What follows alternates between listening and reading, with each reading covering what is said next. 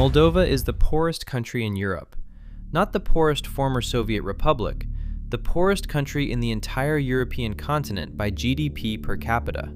$6,500 per person per year in 2024.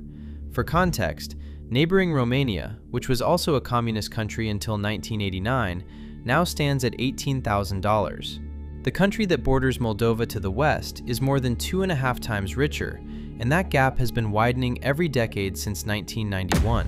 Moldova's story is not a story of a country that failed to develop.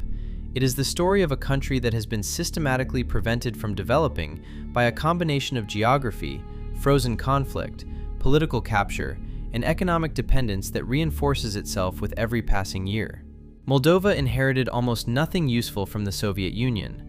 No oil, no gas, no significant mineral resources, no heavy industry worth anything in a market economy. What Moldova had was agricultural land. Good agricultural land. Some of the most fertile soil in Europe, and a wine industry that exported almost entirely to the Soviet market. When the Soviet Union dissolved, that market disappeared overnight. Moldova's wine sat in warehouses with nowhere to go. Agricultural machinery designed for Soviet collective farms had no spare parts and no maintenance infrastructure. The transition from command to market economy in Moldova was not painful, it was catastrophic.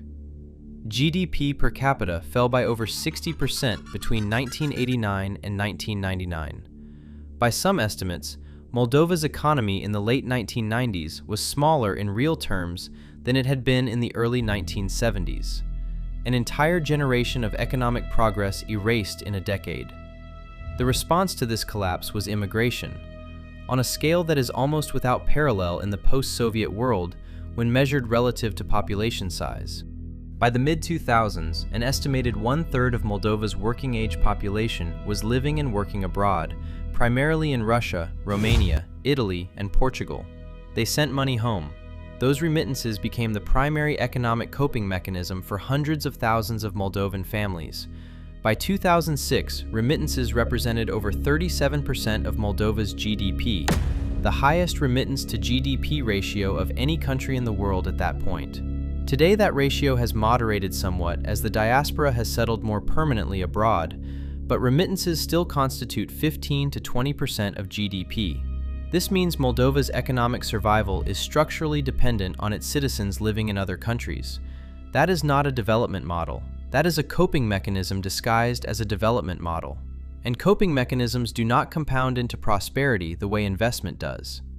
Transnistria is a frozen conflict that most people in the West have never heard of, and it has shaped Moldova's economic trajectory more than any government policy decision. Transnistria is a narrow strip of Moldovan territory east of the Dniester River, approximately 450,000 people, that declared independence from Moldova in 1990 with Russian military backing.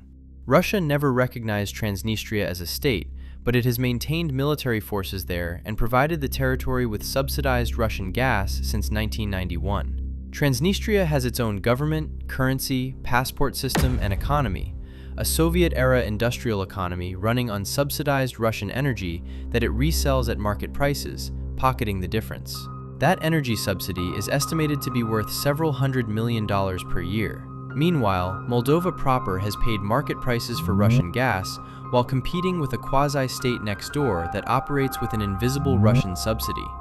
Transnistria also houses Soviet-era military stockpiles that Russia has used as leverage.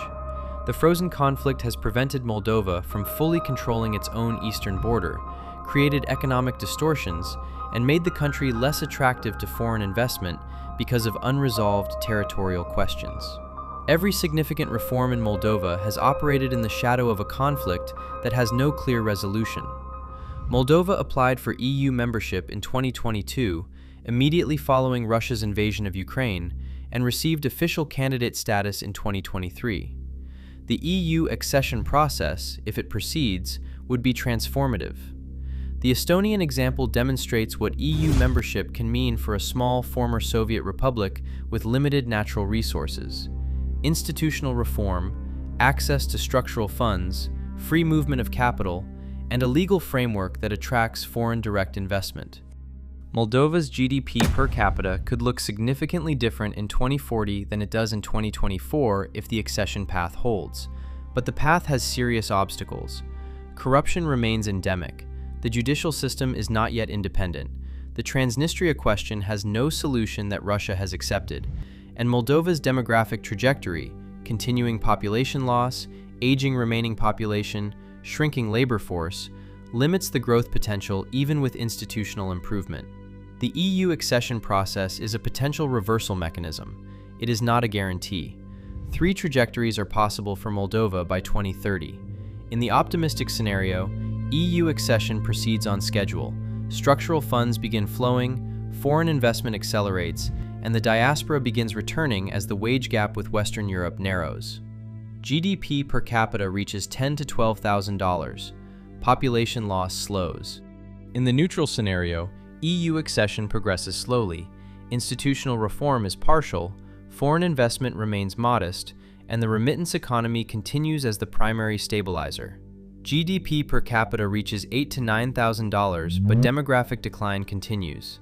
In the pessimistic scenario, geopolitical instability increases, a wider regional conflict, Russian pressure through energy pricing or Transnistrian destabilization, EU accession stalls, the population continues falling below 2 million, and Moldova's viability as a functioning state becomes a serious question in European policy discussions. The data today does not tell us which of these trajectories Moldova is on. The next 3 years of accession progress will be the most significant indicator. Subscribe to the Collapse Index. New data every week.